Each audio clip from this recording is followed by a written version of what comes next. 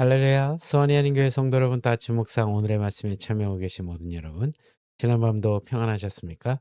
복된 금요일 아침입니다. 오늘도 주님께서 주시는 말씀과 함께 동행하며 승리하는 귀하고 복된 하루가 되시길 바랍니다. 계속해서 주님께서 저희들에게 주시는 오늘 말씀은 마태복음 24장 29절에서 35절까지의 말씀입니다. 영원한 말씀과 확실한 소망이라는 제목으로 여러분들과 함께 은혜를 나누도록 하겠습니다. 먼저 오늘 본문 마태복음 24장 29절에서 35절까지의 말씀 우리 한 목소리로 함께 봉독한 후에 계속해서 말씀 이어가도록 하겠습니다.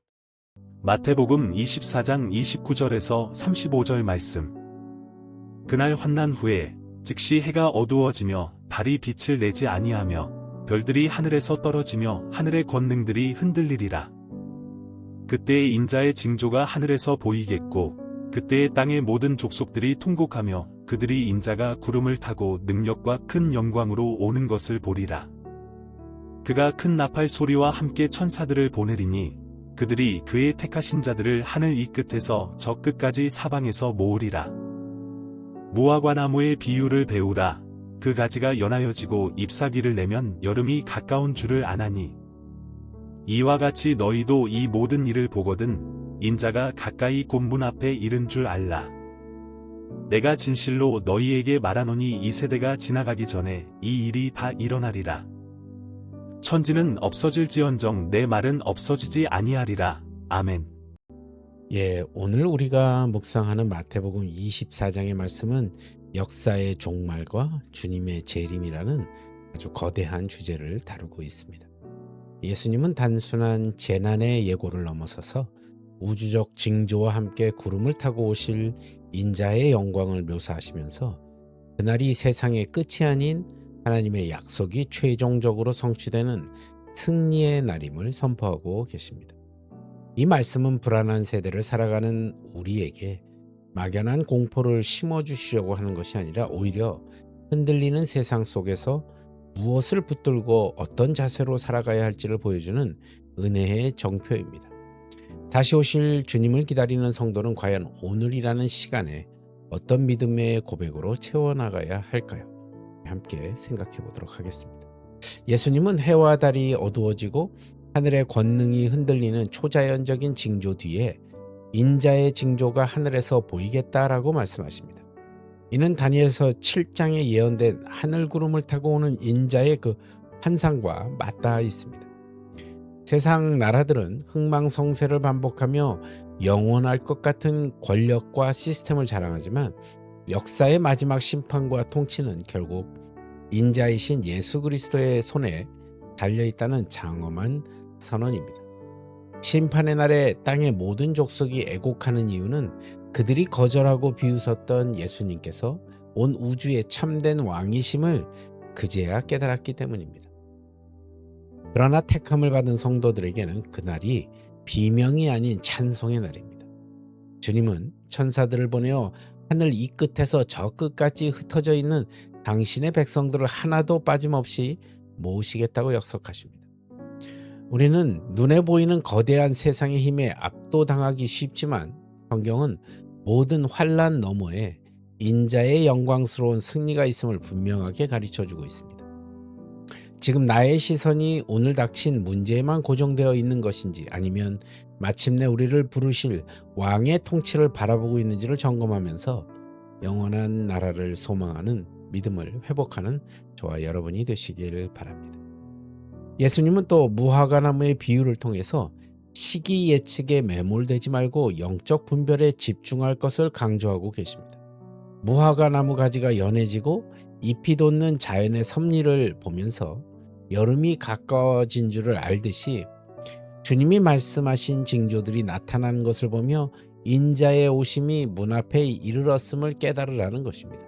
전쟁과 기근, 또 사랑이 식어가는 모습들은 우리를 공포로 몰아넣기 위한 수단이 아니라 하나님 나라의 완성을 향해 역사가 흘러가고 있음을 알리는 주님의 신호등인 것입니다. 주님은 징조를 보고 두려워 숨으라고 하지 않으셨습니다. 오히려 이런 일이 일어나는 것을 보거든 인자가 가까이 곧 문 앞에 이른 줄 알라라며 깨어 있을 것을 명하십니다. 성도는 그날을 보며 오늘을 가장 신실하게 살아내는 사람들입니다. 가정에서, 일터에서, 그리고 교회에서 주님이 지금 당장 오신다 해도 부끄럽지 않은 제자로 살아가시기를 바랍니다. 불안한 징조의 마음을 뺏기기보다는 여전히 혼란 속에서 방황하는 이웃들에게 그리스도의 평안을 전하며 재림을 준비하는 지혜로운 신앙인이 되시기를 바랍니다. 마지막으로 주님께서는 천지는 없어질지언정 내 말은 없어지지 아니하리라 라는 절대적인 선언을 주십니다.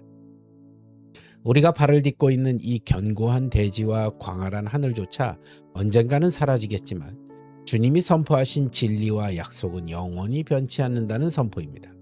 여기서 말씀하시는 이 세대는 역사를 통틀어 하나님을 거부하고 자기 방식대로 살아가려고 하는 불신앙의 세대를 의미하고 있습니다. 세상은 끊임없이 하나님 없이도 영원할 것처럼 성을 쌓지만 그 모든 것은 결국 모래성처럼 허물어질 것입니다.